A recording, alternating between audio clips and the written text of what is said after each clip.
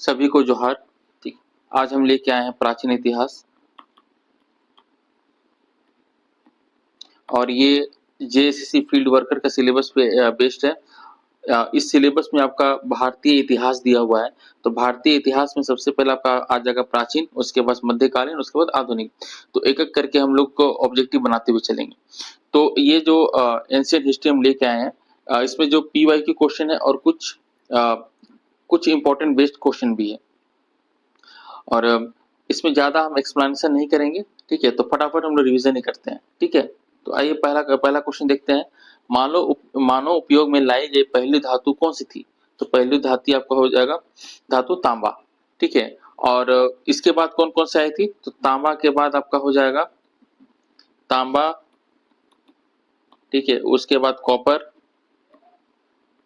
उसके बाद कांसा, उसके बाद लोहा।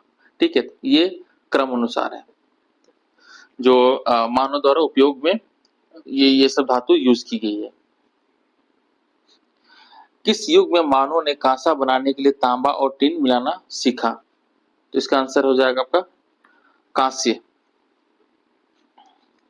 हड़प्पा स्थल किस नदी के तट पर स्थित है? तो इसका आंसर हो जाएगा आपका ये रावी।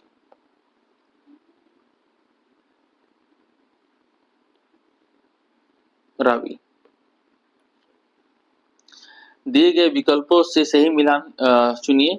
ठीक है, प्राचीन स्थल इस साइड लिखा हुआ है, पुरातात्विक खोज। ठीक है, तो लोथल का हो जाएगा आपका गोदीबाड़ा, ठीक है, जिसे डॉकयार्ड बोलते हैं। कालीबंगा का हो जाएगा जुता हुआ खेत, और धौलावीरा का हो जाएगा आपका हड़प्पा लिपि के 10 बड़े आकार के चिन्हों वाला शिलालेख। ठीक है, और बनावली का हो जाएगा टेराकोटा की हल्की प्रतिकृति। तो इसका आंसर हो जाएगा आपका बी। ठीक है, सत्यमेव जयते किस उपनिषद से ली गई है? तो इसका आंसर हो जाएगा मुंडको उपनिषद से। ठीक है, गौतम बुद्ध का जन्म स्थान निम्नलिखित में से कौन सा है? तो इसका आंसर हो जाएगा आपका लुम्बिनी। कश्मीर में कनिष्क के संरक्षण में चौथी बौद्ध संगीति हुई थी, उसके उपाध्यक्ष कौन थे? उपाध्यक्ष आप पूछ रहा है तो इसका अश्वघोष हो जाएगा, और अध्यक्ष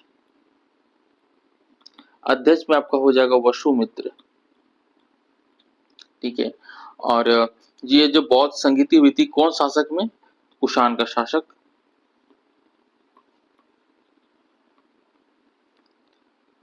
कनिष्क के संरक्षण में। ठीक है, और इस बौद्ध संगीति में महायान और हीनयान दो संप्रदायों में विभाजित हो गया था। जैन धर्म के प्रथम तीर्थंकर कौन है? ठीक है, तो इसका आंसर हो जाएगा आपका ऋषभदेव। ठीक है, और इसे आदिनाथ भी कहा जाता है, आदिनाथ। ठीक है, और जैन धर्म के सबसे लास्ट तीर्थंकर कौन हो जाएंगे? तो ये आपका महावीर। ठीक है, 24वां। महाजनपद शब्द का मतलब क्या है? ठीक है, तो इसका आंसर क्या हो जाएगा आपका महान राज्य। ठीक है, निम्नलिखित में से किस वंश ने सबसे पहले मगध साम्राज्य पर शासन किया था? तो इसका आंसर हो जाएगा आपका हर्यक वंश। हर्यक वंश ने सबसे पहले मतलब मगध साम्राज्य पर शासन किया था। तक्षशिला को पराजित करने के बाद सिकंदर मगध पर कब्जा करना चाहता था, किंतु वह ऐसा क्यों नहीं कर सका? ठीक है, ए में वह युद्ध लड़ लड़ कर थक गया था। बी, उसे एक विद्रोह का दमन करने के लिए मैसेडोनिया वापस जाना पड़ा। सी, उसके सिपाहियों ने आगे जाने से इनकार कर दिया। और डी, मौसम प्रतिकूल था। तो इसका आंसर हो जाएगा आपका उसके सिपाहियों ने आगे जाने से इनकार कर दिया था। ठीक है, मौर्य राजवंश के संस्थापक कौन है? ठीक है, तो इसका मौर्य वंश के संस्थापक आपका चंद्रगुप्त मौर्य। निम्नलिखित में से कौन सा शासक वंश और उसकी राजधानियों में सही मिलान नहीं है? ठीक है, तो इसका आंसर हो जाएगा आपका यादव मथुरा। ये सही मिलान नहीं है। ठीक है, बाकी बात का सही मिलान सही है।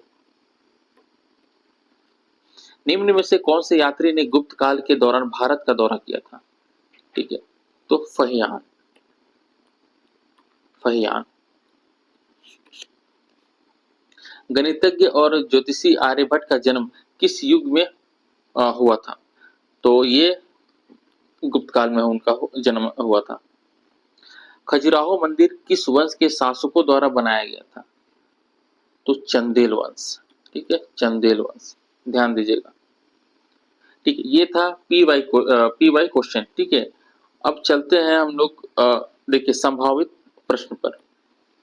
ठीक है, और उससे पहले आप हमारे टेलीग्राम पे ये जाके इसका नोट्स वगैरह ले सकते हैं और हमारे चैनल को सब्सक्राइब भी करें, लाइक करें।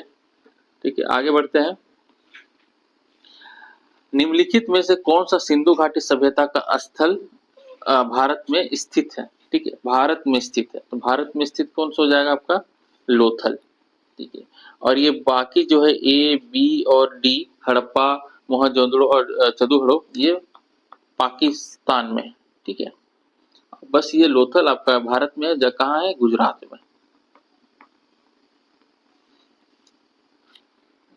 सिंधु घाटी सभ्यता में पाई गई प्रसिद्ध नर्तकी की मूर्ति, ठीक है, किस धातु से बनी थी?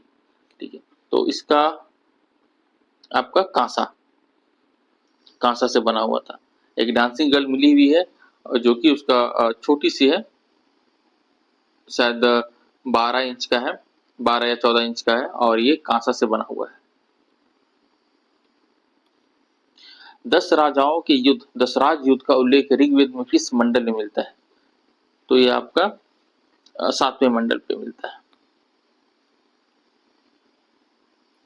नेक्स्ट, पूर्व वैदिक काल के लोगों का मुख्य व्यवसाय क्या था? तो इसका आंसर क्या हो जाएगा आपका? पशुपालन। ठीक है, पशुपालन। सम्राट अशोक के शासन काल में कौन सी बौद्ध संगीति की आयोजित की गई थी? तो इसका तृतीय बौद्ध संगीति। सम्राट अशोक के समय तृतीय बौद्ध संगीति हुई थी। मूल बौद्ध ग्रंथ त्रिपिटक किस भाषा में लिखे गए थे? तो ये पाली। पाली। जैन धर्म के 24वें और अंतिम तीर्थंकर कौन थे? तो आपका ये आंसर हो जाएगा महावीर स्वामी। ठीक है, प्राचीन भारत में कौन सा महाजनपद सबसे शक्तिशाली साम्राज्य के रूप में उभरा? तो इसका आंसर हो जाएगा आपका मगध। मगध ऐसा था जो 16 महाजनपद थे, उनमें से सबसे शक्तिशाली मगध साम्राज्य था। मगध के नंद वंश के संस्थापक कौन था? ठीक है, तो महापद्म नंद। ठीक है, नंद वंश के संस्थापक। प्रसिद्ध यूनानी राजदूत मेगास्थनीज किसके शासन काल में आया था? ठीक है, तो ये चंद्रगुप्त मौर्य के शासनकाल में आया था। किस मौर्य शासक को अमित्र घात, शत्रुओं का नाश करने वाला भी कहा गया है? तो इसका आंसर क्या हो जाएगा आपका? बिंदुसार। बिंदुसार। अकाल राहत कार्यों का उल्लेख करने वाला ऐतिहासिक सोहगौरा ताम्रपत्र अभिलेख किस काल में मिला है? ठीक है, तो इसका आंसर हो जाएगा आपका मौर्य काल। सम्राट सम्राट अशोक ने अपने किस मुख्य शिलालेख में कलिंग युद्ध के भयानक परिणामों का उल्लेख किया हुआ है? तो इसका हो जाएगा आपका 13वें शिलालेख। ठीक है, इस शिलालेख में कलिंग युद्ध का जिक्र किया गया है। भारत में कुषाण वंश का संस्थापक कौन था? तो आपका ये आंसर हो जाएगा कुजुल कड़फिसेस। प्रसिद्ध शक संवत जो भारत के राष्ट्रीय कैलेंडर का आधार है, कनिष्क द्वारा किस वर्ष शुरू किया गया था? ठीक है, तो 78 ईस्वी में किया गया था। नेक्स्ट देखते हैं। अपनी व्यापक सैन्य विजयों के कारण किसे भारत का नेपोलियन कहा जाता है? तो भारत का नेपोलियन आपका समुद्रगुप्त को कहा जाता है।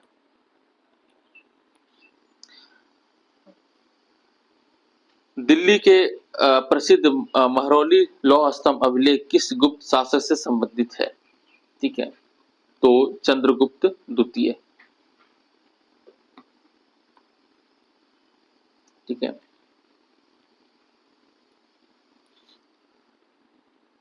चीनी यात्री वेन-सांग किसके शासनकाल में भारत आया था? तो हर्षवर्धन। ठीक है,